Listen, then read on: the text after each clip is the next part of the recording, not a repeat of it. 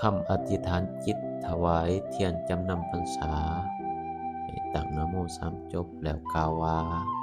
ด้วยบุญกุศลที่ข้าพเจ้าได้ถวายเทียนจำนำพรรษาไว้ในพระพุทธศาสนาด้วยการสั่งสมบุญครั้งยิ่งใหญ่นี้ขอให้เป็นพังรวยตลอดกาลร่ำรวยทุกชาติร่ำรวยทุกโอกาส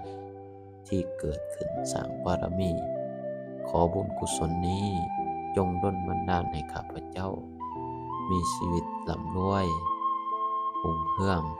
ราบรื่นสดชื่นสว่างไสวัยมีสมบัติจักรพรรดิตักบ่บกประดุษดินเศรษฐีผู้มีภูเขาทองคำให้ถึงพร้อมด้วยบารมี10 ทัศครบถ้วนบริบูรณ์ให้เจริญรุ่งเรืองก้าวหน้า ด้วยมงคลชีวิตเป็นบัณฑิตนักปราชญ์ฉลาดในศาสตร์ทั้งปวงขอให้ข้าพเจ้าสามารถสร้างบารมีได้อย่างสะดวกสบาย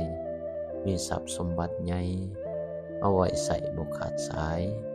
มีสุขภาพร่างกายที่สมบูรณ์แข็งแรงมีกำลังใจเข้มแข็งสามารถเอาชนะอุปสรรคทั้งมวลได้อย่างง่ายดาย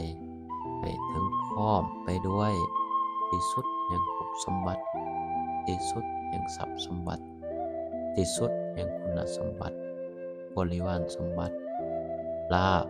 ยศสรรเสริญสุขและนิพพานสมบัติขอความปรารถนาของข้าพเจ้านี้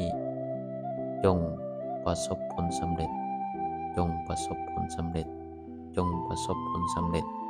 ในวันนี้ในวินาทีนี้เป็นอัศจรรย์ทันใดและติดตามตัวไปทุกภพทุกชาติตราบกระทั่งถึงที่สุดแห่งธรรมเถิดนิพพานะปัจจโยโหตุ